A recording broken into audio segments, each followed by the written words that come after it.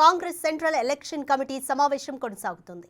AICC chief Mallikarjuna Kharge, Sonia Gandhi అధ్యక్షతన సమావేశమైన central election committee భేటీ అయింది. కేంద్ర ఎన్నికల కమిటీ సమావేశంలో రాజస్థాన్, గుజరాత్, ఉత్తరాఖండ్, మధ్యప్రదేశ్, అస్సాం రాష్ట్రాల్లో అభ్యర్థుల ఎంపికపై CEC చర్చించనుంది.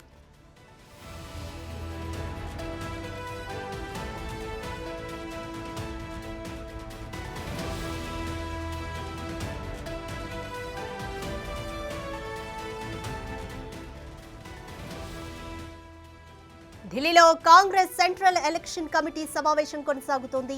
AICC chief Mallikarjuna Kharge, Sonia Gandhi అధ్యక్షతన సమావేశమైన సెంట్రల్ ఎలక్షన్ కమిటీ భేటీ అయింది. కేంద్ర ఎన్నికల కమిటీ సమావేశంలో రాజస్థాన్, గుజరాత్, ఉత్తరాఖండ్, మధ్యప్రదేశ్, అస్సాం రాష్ట్రాల్లో అభ్యర్థుల ఎంపికపై CEC చర్చించనుంది.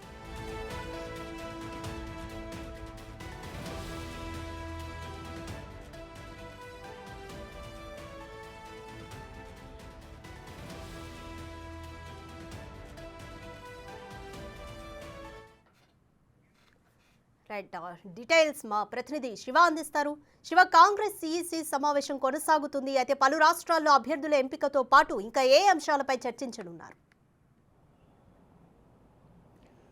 Radhika, Congress central election committee సమావేశం కొద్దిసేపు క్రితం ప్రారంభమైంది.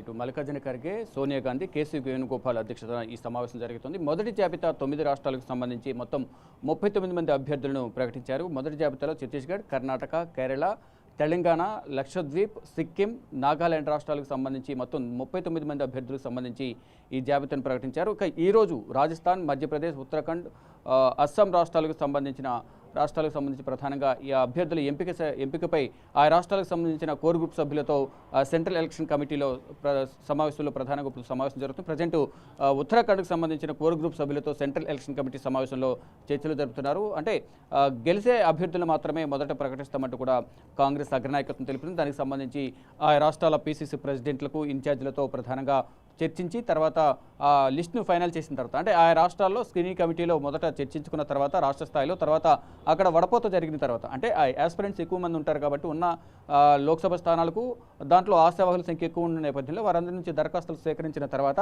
దానిలో వడపోత చేసిన తర్వాత దాంట్లో 2-3 పేర్లు అత్యధికంగా ఆ పేర్లు ఒక్కొక్క సీటుకి 2 లేదా 3 పోటీదారులు ఎవరైతే ఉంటారో ఎక్కువ బలమైన అభ్యర్థులు ఎవరంటే ఆ పేర్లు మాత్రమే దాంట్లో ఉంచి దాన్ని సెంట్రల్ ఎలక్షన్ కమిటీకి పంపించాలని గతంలో ఆదేశాలు జారీ చేసిన నేపథ్యంలో ఆ స్క్రీనింగ్ కమిటీ సమావేశం తర్వాత అన్ని రాష్ట్రాలకు సంబంధించిన పీసీసీ ప్రెసిడెంట్ అందరూ కూడా ఆ దిశగా నివేదికను సమర్పించిన తర్వాత గతంలో 9 రాష్ట్రాలకు సంబంధించి సీఈసీ సమావేశం జరిగిన తర్వాత మొదటి జాబితాలో 39 మంది అభ్యర్థులను ప్రకటించారు. ఈ రోజు కూడా 5-6 రాష్ట్రాలకు సంబంధించిన కోర్ గ్రూప్ సభ్యులతో సీఈసీ సమావేశం కొనసాగుతుంది. ఈ సమావేశంలో ఆ రాష్ట్రాలకు సంబంధించి ముందు గెలుపుకు అవకాశాలు ఎక్కువ ఉన్న అభ్యర్థులు మాత్రం ప్రకటించాలి. ఇక మిత్రపక్షంలో భాగంగా ఆ రాష్ట్రాల్లో మిత్రపక్షంలో ఎవరైతే ఉంటారో మిత్రపక్ష పార్టీలు, ఆ పార్టీలకు ఎక్కడెక్కడ కేటాయించాలి, కాంగ్రెస్ అభ్యర్థులు ఎక్కడ పోటీ చేయాలనేది ఆ పీసీసీ ప్రెసిడెంట్ల నుంచి అభిప్రాయ సేకరణ చేసిన తర్వాత రెండవ జాబితాను త్వరలోనే ప్రకటించేందుకు కూడా కసరత్తు చేస్తున్నారు. దానిలో భాగంగానే ఈరోజు రెండవ సెంట్రల్ ఎలక్షన్ కమిటీ సమావేశం జరుగుతుంది. రెండవ జాబితాపై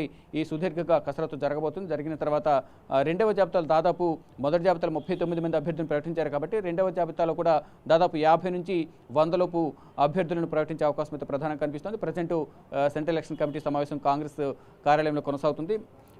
ప్రజెంట్ ఉత్తరాఖండ్కు సంబంధించిన అభ్యర్థులపై కసరత్తు అయితే చేస్తున్నారు.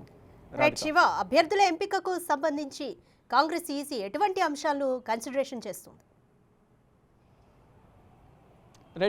మొదట్లో గతంలో ఆ నియోజకవర్గాల్లో వారు ఏ విధంగా పార్టీ కోసం పనిచేశారు, మొదటి నుంచి పార్టీ బలోపేతానికి ఎటువంటి కార్యక్రమాలు చేశారు, అంటే క్యాడర్ ఏ విధంగా ఉంది, సంస్థాగతంగా ఏ విధంగా ఉంది, అంటే రిమార్క్స్ ఏమైనా ఉన్నాయా, బ్యాక్గ్రౌండ్ కానీ నేర ప్రవృత్తి ఉందా ఏంటి అనేది, అంటే గతంలో ఎఫిడవిట్ అంటే నామినేషన్ దాఖలు చేసే సందర్భంలో కూడా, బీఫామ్ ఇచ్చే సందర్భంలో కూడా వారిపై ఏం కేసులు ఉన్నాయి, ఏంటి ఆదాయాలు, మొత్తం ఆర్థిక స్థితిగతుల గురించి మొత్తం కూడా వాళ్ళు నామినేషన్ సమయంలో సమర్పిస్తారు. కాబట్టి తదనంతరం ఇతర పార్టీల నుంచి వచ్చిన వారు కానీ, మొదటి నుంచి కాంగ్రెస్లో ఉన్నవారు కానీ వారి పరిస్థితి ఏ విధంగా ఉంది, పార్టీ బలోపేతానికి ఎటువంటి కార్యక్రమాలు చేస్తున్నారు, పార్టీ నష్టం వహించే విధంగా, నష్టం వాటిల్లే విధంగా ఎటువంటి వ్యతిరేక కార్యక్రమాలను చేపడుతున్నారా, ఆ అభ్యర్థికి ఇస్తే ఏ విధంగా ఉంటుంది, ఆ అభ్యర్థికి అందరూ ఆ నియోజకవర్గంలో కేడర్ అంతా సహకరిస్తారా లేదా, లేని పక్షంలో వేరే అభ్యర్థికి ఇస్తే ఏ విధంగా ఉంటుంది అనే దానిపై కూడా ఆ ఈక్వేషన్స్ అన్ని కూడా చూసుకున్న తర్వాత మాత్రమే ఇప్పుడు అభ్యర్థుల ఎంపిక ఉండబోతుంది. అంటే గెలిపే లక్ష్యంగా ఈ అభ్యర్థుల ఎంపిక చేస్తున్నట్లు కూడా కాంగ్రెస్ అగ్రనాయకత్వం తెలుపుతుంది. ఇటు తెలంగాణకు సంబంధించి కానీ ఇతర రాష్ట్రాలకు సంబంధించి కూడా